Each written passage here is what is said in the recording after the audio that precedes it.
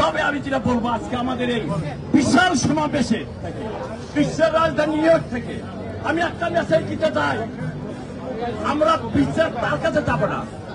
16 তারিখে যে হত্যাকাণ্ড হয়েছে তার বিচার করবে সর্বকালের সর্বশ্রেষ্ঠ বাঙালি জাতির দল বঙ্গবন্ধুর কন্যা জননেত্রী শেখ হাসিনা।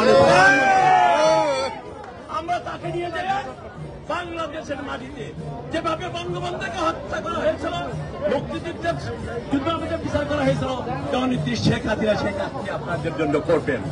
আসুন আমরা সবাই মিলে তার দীর্ঘায়ু কামনা করি, তার সুস্থতা কামনা করি এবং যুক্তরাষ্ট্রের মাটিতে গোলামগঞ্জবাসী আমাদের আপনারা নিত্যদর্শন দিবেন। আপনারা আপনাদের পথে আমরা চলতে চাই।